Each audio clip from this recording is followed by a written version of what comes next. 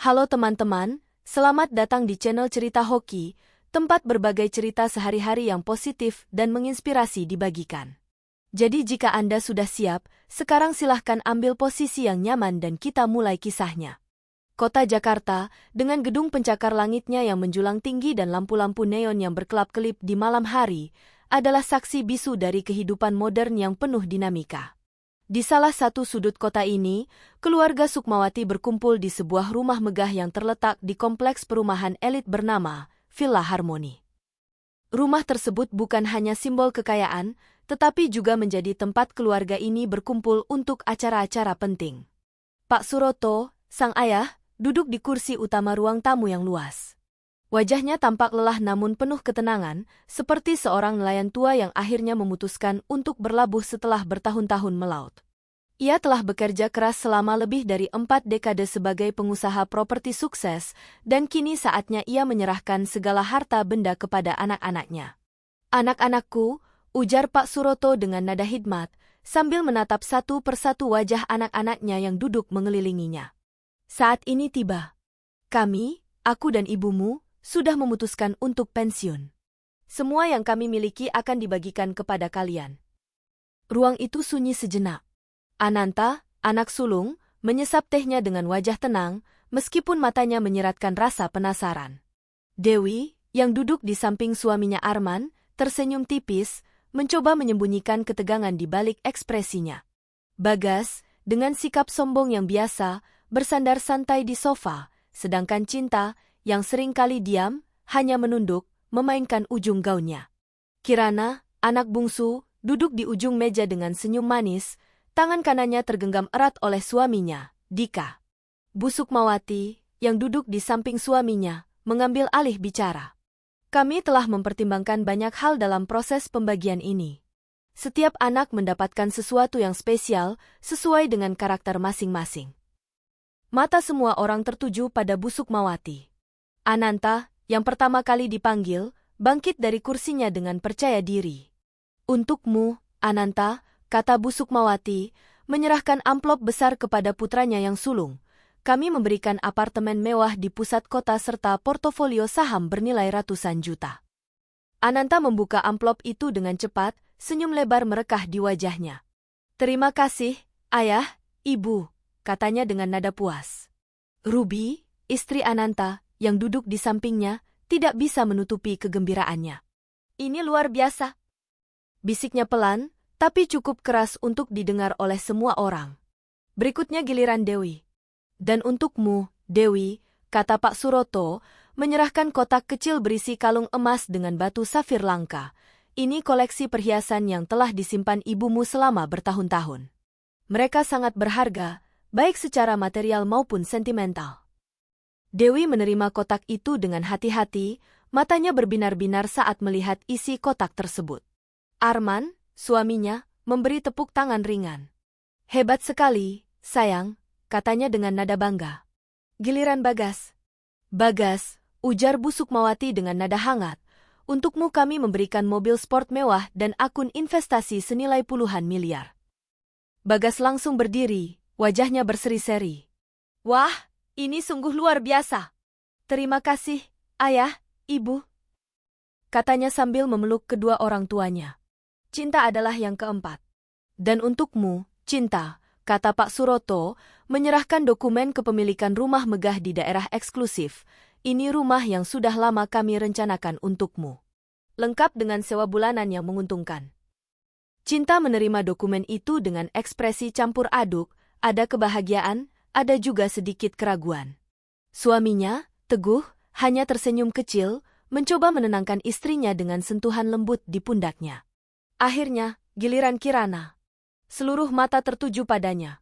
"Dan untukmu, Kirana," kata Bu Sukmawati dengan nada lembut, "kami memberikan kotak kayu tua ini." Dia menyerahkan kotak kecil yang tampak usang, berwarna coklat pudar, dengan ukiran motif daun yang sudah mulai memudar. Kirana menerima kotak itu dengan heran. Matanya membulat, tak yakin apakah harus tertawa atau merasa kecewa. "Ini saja?" tanyanya dengan nada polos, meskipun tidak sepenuhnya protes. Dika, suaminya, hanya tersenyum penuh kasih. "Tidak apa-apa, asalkan kita bersama, katanya pelan, mencoba menenangkan istrinya. Namun, reaksi lainnya tidak sama. Dewi tertawa kecil, sementara Arman bergumam, "Serius, Bu? Kotak seperti ini?" Bagas ikut tertawa. "Mungkin ini hadiah khusus untuk anak bungsu yang manja," katanya dengan nada sinis, membuat beberapa orang tertawa kecil. Kirana menatap mereka satu persatu, lalu kembali menatap kotak itu dengan tatapan aneh. "Apa ini benar-benar warisan?" tanyanya kepada ayahnya. Pak Suroto hanya tersenyum. "Jangan remehkan nilai sesuatu hanya karena tampaknya sederhana," katanya dengan nada bijaksana. Setelah acara pembagian selesai, keluarga itu berpisah. Ananta, Dewi, Bagas, dan Cinta meninggalkan rumah dengan wajah-wajah bahagia, sementara Kirana dan Dika pulang ke rumah kecil mereka di pinggiran kota. Beberapa minggu kemudian, kabar burung mulai beredar di kalangan keluarga Sukmawati. Ternyata, Pak Suroto dan Bu Sukmawati memiliki hutang besar yang belum terselesaikan. Hutang ini berasal dari proyek properti gagal yang mereka jalankan beberapa tahun lalu. Ketika informasi ini terungkap, semua anak mulai panik. Ananta, yang awalnya merasa aman dengan apartemen dan sahamnya, segera menyadari bahwa aset-aset tersebut masih terikat dalam kontrak yang belum lunas. Dewi, yang bergantung pada perhiasan berharga, mengetahui bahwa harga pasar permata telah turun drastis. Bagas, yang sombong dengan mobil sportnya, mendapati bahwa kendaraan tersebut memiliki pajak yang belum dibayar. Cinta, yang merasa aman dengan rumah megahnya, harus menghadapi kenyataan bahwa sewa bulanan yang dijanjikan ternyata tidak cukup untuk menutup biaya pemeliharaan. Semua ini membuat mereka kembali ke rumah tua keluarga, mencari solusi atas masalah finansial mereka. Namun, mereka juga mulai curiga tentang kotak kayu yang diberikan kepada Kirana. Apakah setelah itu acara pembagian harta yang penuh drama, atau ada rahasia Kirana dan Dika kembali ke rumah kecil mereka di pinggiran kota Jakarta. Rumah itu sederhana, namun hangat, dengan dinding cat putih yang mulai memudar dan taman kecil di depannya yang dipenuhi bunga-bunga berwarna-warni. Di atas meja kayu tua di ruang tamu, kotak kecil dari warisan orang tuanya menunggu untuk dibuka. "Kamu yakin mau membukanya sekarang?" tanya Dika dengan nada penasaran, sambil menyandarkan tubuhnya di kursi dekat meja. Kirana mengangguk pelan, wajahnya terlihat campur aduk antara rasa ingin tahu dan sedikit keraguan. "Aku tidak bisa menahan penasaran lebih lama lagi," katanya sambil meraih kotak itu dengan hati-hati. Ia memperhatikan setiap detail ukirannya, mencoba mencari petunjuk apapun tentang isi kotak tersebut. Dika tersenyum tipis. "Mungkin ini hanya mainan tua dari zaman nenek moyang kita. Atau mungkin sekadar kenang-kenangan." Namun, ketika Kirana akhirnya membuka tutup kotak itu, kedua pasangan itu terdiam. Di dalamnya, mereka menemukan beberapa surat kuno, sebuah medali logam berbentuk bintang, dan peta kecil yang tampak seperti gambar lokasi tertentu. Semua item tersebut tampak sangat usang, tetapi ada sesuatu yang menarik perhatian mereka, terutama peta itu. "Ini aneh," gumam Kirana, matanya memindai peta dengan intens. "Seperti peta harta karun atau sesuatu semacam itu." Dika mendekatkan diri, memeriksa peta itu lebih dekat. "Lihat ini," katanya, menunjuk pada simbol-simbol aneh yang tertera di peta. "Sepertinya ini bukan hanya peta biasa. Ada sesuatu yang disembunyikan di sini." Tiba-tiba, Kirana menemukan salah satu surat kuno yang terlipat rapat di sudut kotak. Surat itu ditulis dengan tinta hitam yang sudah mulai memudar, tetapi masih bisa dibaca dengan jelas. "Kepada siapapun yang menemukan kotak ini, aku adalah Ki Ageng Wirasena, seorang tentara dari masa lampau. Pada tahun 1800-an, aku menjadi bagian dari pasukan pemberontak yang melawan penjajah. Saat pertempuran terakhir, aku berhasil menyelamatkan rahasia besar yang kemudian aku sembunyikan di tempat yang aman. Siapapun yang memiliki kotak ini harus menjaga rahasia ini dengan baik." Kirana dan Dika saling pandang. "Apa ini benar-benar ada hubungannya dengan sesuatu yang berharga?" tanya Dika, suaranya penuh kekaguman. Kirana mengangguk perlahan. "Aku pikir ini lebih dari sekadar barang biasa. Kita harus mencari tahu lebih lanjut." Selama beberapa hari berikutnya, Kirana dan Dika sepenuhnya terlibat dalam upaya memecahkan teka-teki peta tersebut. Mereka menggunakan internet untuk mencocokkan lokasi yang tertera di peta dengan tempat-tempat di kota Jakarta. Setelah banyak percobaan dan kesalahan, mereka akhirnya menemukan bahwa lokasi yang dicatat dalam peta itu adalah sebuah bangunan tua di tengah kota, yang sekarang digunakan sebagai gudang kosong. Ini pastinya tempatnya, kata Kirana dengan nada bersemangat. Kita harus pergi ke sana. Dika ragu-ragu. Apa kamu yakin? Ini bisa berbahaya. Apalagi kalau ternyata ada sesuatu yang tidak kita harapkan di sana. Namun, Kirana tidak bisa menahan rasa ingin tahunya. Kita harus mencobanya. Kalau tidak, kita akan selalu bertanya-tanya. Pada malam hari, mereka memutuskan untuk pergi ke gudang tua tersebut. Gudang itu terletak di daerah industri yang sepi, dikelilingi oleh gedung-gedung tinggi yang telah lama ditinggalkan. Suasana di sekitar tempat itu begitu sunyi, hanya terdengar suara angin yang berdesis di antara runtuhan. Saat mereka tiba di depan gudang, Kirana mulai merasa cemas. Apa kita melakukan hal yang benar? Tanyanya kepada Dika. Kalau kita takut mencoba, kita tak akan pernah tahu, jawab Dika dengan yakin. Mereka masuk ke dalam gudang, yang penuh dengan debu dan tumpukan kayu lapuk. Setelah berjam-jam mencari, mereka menemukan pintu rahasia di balik tumpukan kayu tersebut. Di balik pintu itu, mereka menemukan kotak logam besar yang tersembunyi. Setelah membukanya, Kirana dan Dika terkejut melihat isi kotak itu. Di dalamnya ada permata berharga, emas, dan dokumen penting yang ternyata merupakan bukti kepemilikan lahan luas di berbagai wilayah kota Jakarta. Total nilai harta tersebut mencapai triliunan rupiah. Ini tidak mungkin. Seru Kirana, matanya membulat karena kaget. Dika hanya bisa tertawa kecil. Tampaknya kotak kecil itu lebih berharga daripada yang kita kira. Kebahagiaan mereka tidak bertahan lama. Beberapa hari kemudian, kabar tentang penemuan Kirana mulai menyebar ke keluarganya. Ananta, Dewi, Bagas, dan Cinta segera mendatangi mereka, sambil marah dan menuntut bagiannya. Ini juga hak kami. Teriak Ananta dengan nada keras, didukung oleh Ruby, istri pengacaranya. Kami tidak bisa menerima jika Kirana sendiri mendapatkan semuanya. Dewi, yang biasanya tenang, kali ini tampak marah. Ini tidak adil. Kami semua adalah anak-anak Pak Suroto dan Bu Sukmawati. Mengapa hanya Kirana yang mendapatkan harta sebesar itu? Kirana mencoba menjelaskan. Ini adalah warisan spesifik yang diberikan oleh ayah dan ibu. Saya memiliki dokumen resmi yang menunjukkan bahwa ini hanya milik saya. Namun, saudara-saudaranya tidak puas dengan penjelasan tersebut.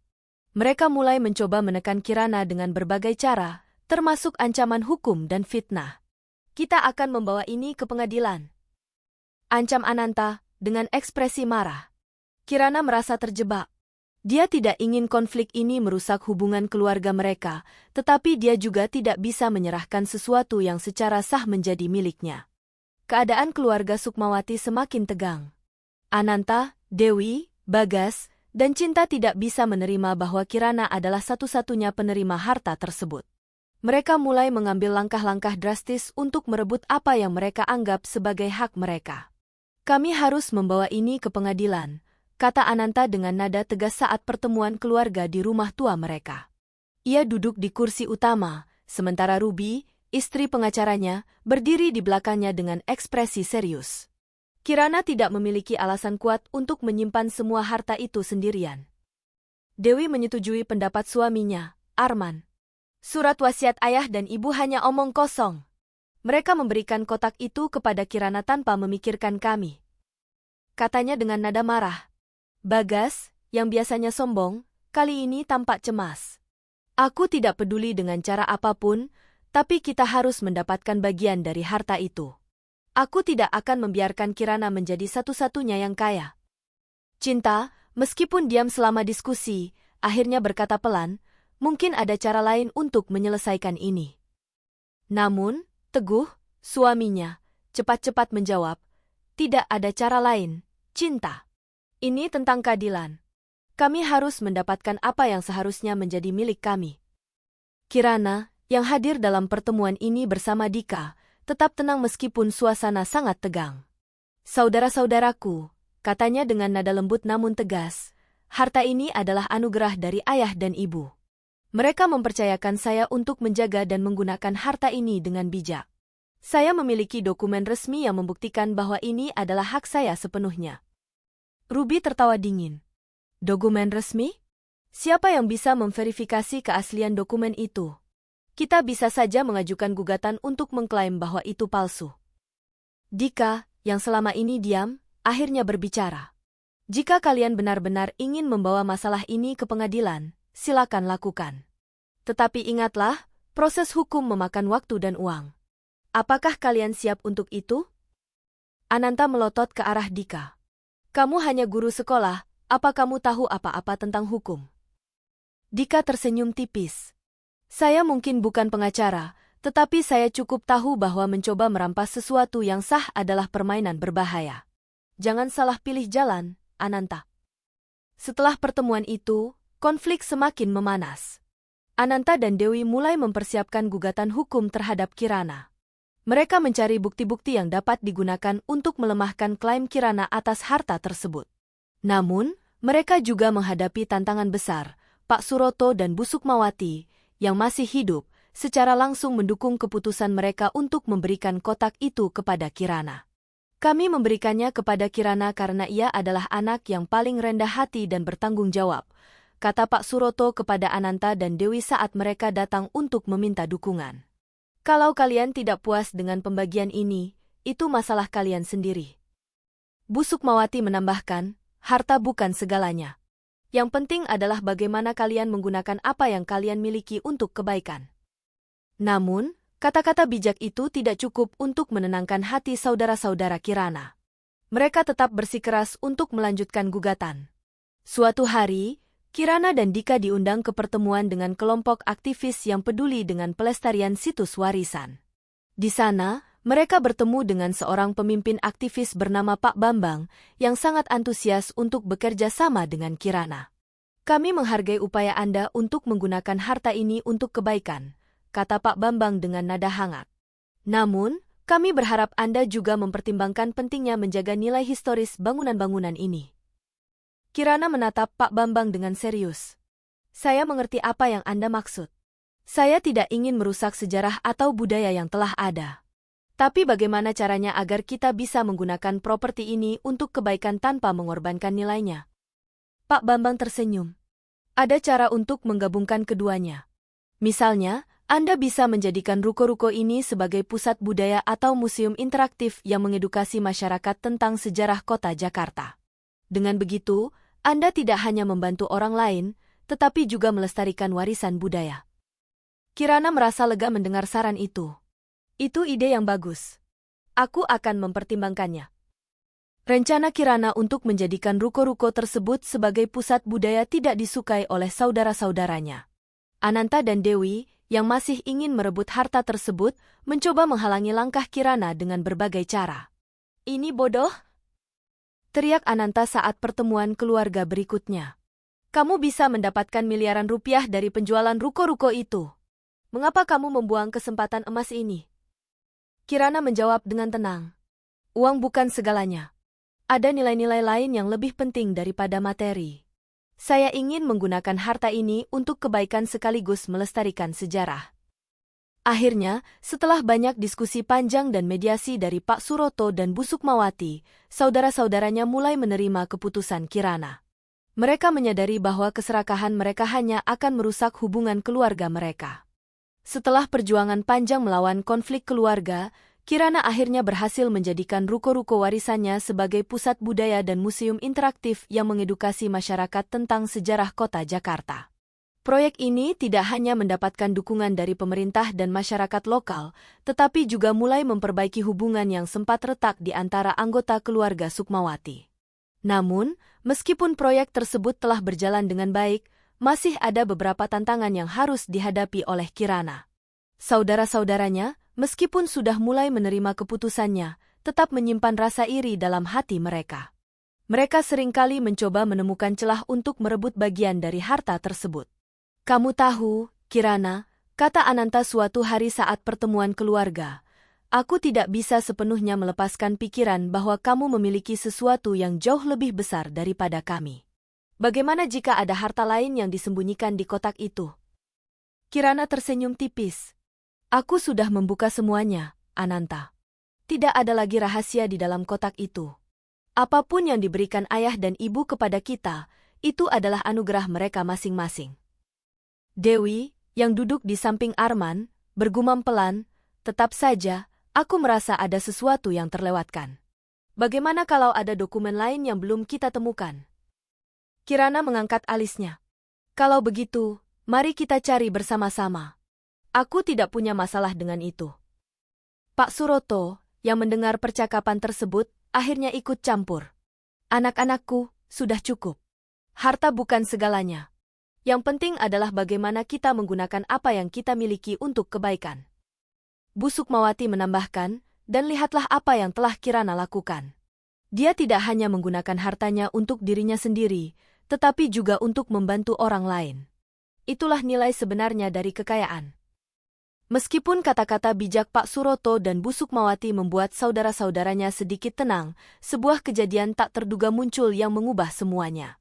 Suatu hari, salah satu staf museum menemukan petunjuk baru di salah satu ruangan bawah tanah ruko-ruko tersebut. Petunjuk itu berupa kotak logam kecil yang tersembunyi di balik dinding batu tua. Kirana, kamu harus melihat ini. Seru Dika dengan nada gembira saat ia datang ke rumah mereka dengan kotak logam tersebut. Kirana segera membuka kotak itu, dan di dalamnya mereka menemukan surat kuno lainnya yang ditulis oleh Ki Ageng Wirasena, penulis surat pertama di kotak kayu. Surat itu berbunyi, "Untuk siapapun yang menemukan kotak ini adalah hadiah terakhirku. Di dalam kotak ini, kamu akan menemukan bukti kepemilikan lahan luas di daerah pegunungan dekat kota Jakarta. Lahan ini sangat subur dan cocok untuk pertanian atau pengembangan komunitas.